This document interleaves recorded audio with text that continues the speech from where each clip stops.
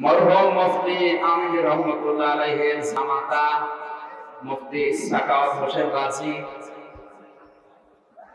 মাওলানা সোনায়েদুল হাবিব কওমি মাদ্রাসা কেন্দ্রিক প্রায় ৭৬ জন আলেম এবং আমি সহ এক জায়গায় আমরা দীর্ঘদিন ছিলাম।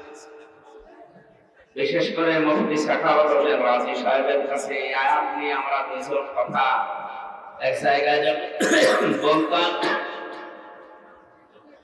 আল্লাহ রাসূলানা কেন দিয়েছে এবং রাসূলদেরকে তিনি সাহায্য করবেন বলে কোরআনে অঙ্গীকার করলেন, ও গ্যারান্টি দিয়ে তাকিদ দিয়ে। হযরত ইব্রাহিম আলাইহিস সালামের এখানে ৩০টা পয়েন্টের উপরে আমি নোট করেছিলাম। ওখানে শরীরের যে কন্ডিশন, গলার যে অবস্থা, কথা বলার এই ধারাবাহিকতা যেহেতু প্রায় ৩ বছর নেই, এই জন্যই হচ্ছে না। ২-১টা ৫টা এভাবে হতে হতে চালু হয়ে গেলে ইনশাআল্লাহ আবার আমার এক নানি শাশুড়ি ছিল, বলতো যে বক্তার গলা জোতার তলা সমান। জোতার তলায় যেমন কিছু বাঁধে না, বক্তার গলায়ও কিছু বাঁধে।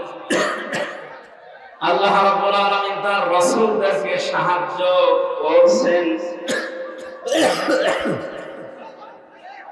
করবেন বলে যে ঘোষণা কোরআনে দিলেন।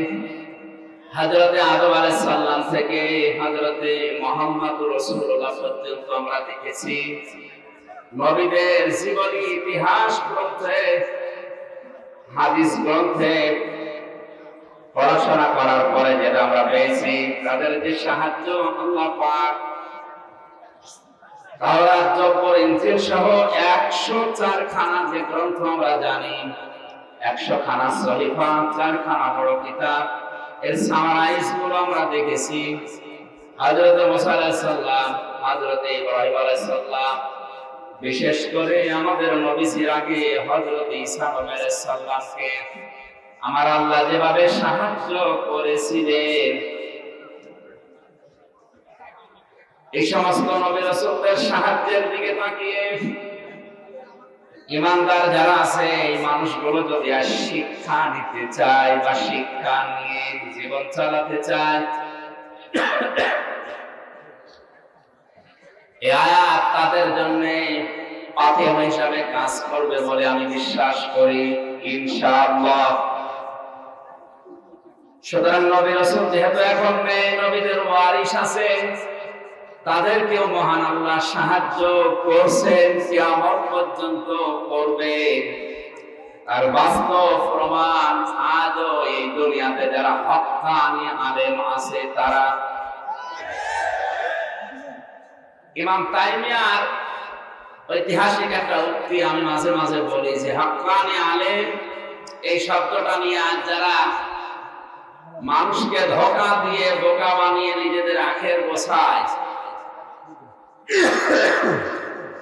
আসলে হক্কানি আলেম তার কিতাবের ভেতরে পেয়েছি ৩টা জায়গায় তিনি উল্লেখ করেছেন, এদেরকে পাওয়া যায়। তোমরা যদি দেখতে চাও ওই জায়গাগুলোতে খোঁজ করবে। এক জায়গা হচ্ছে মাটির নিচে, তার কবরে। ২ নম্বরে জিহাদের ময়দানে যারা আল্লাহ দ্বীনকে কায়েম করার জন্য সর্বাত্মকভাবে চেষ্টা চালাচ্ছে লড়াইয়ের ময়দানে। ৩ নম্বরে যারা জালেমের জেলখানায় অন্ধকার প্রকোষ্ঠে বসে আছে।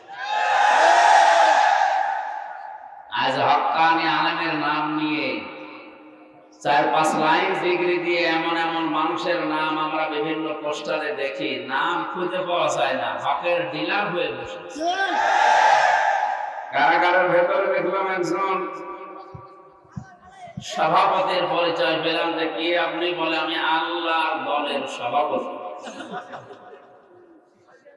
এরকম ১৯টা না ২০টা সংগঠন পেয়েছি কারাগারের ভেতরে, যেগুলো বাইরে থাকতে কিন্তু নামও শুনি না।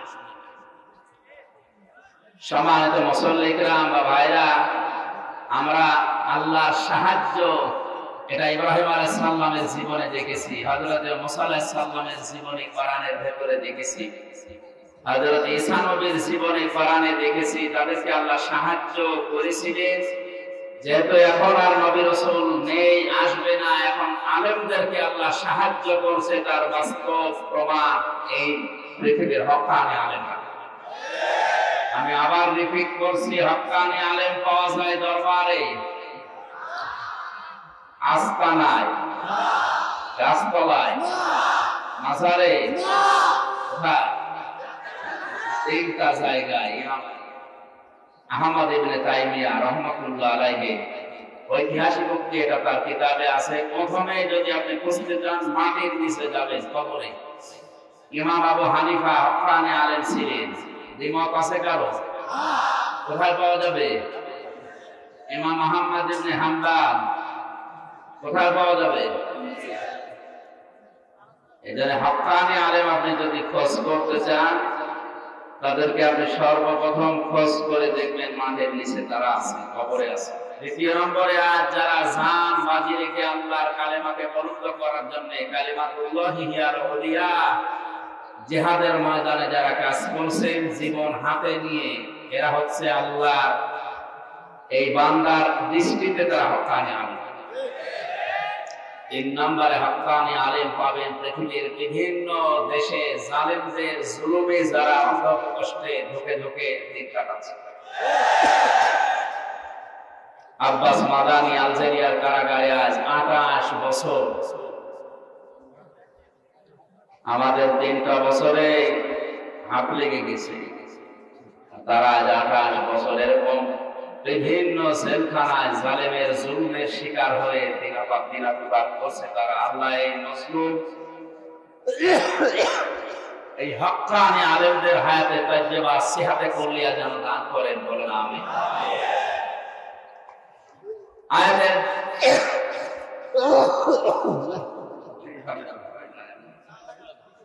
জিকির করে না, সুবহানাল্লাহ।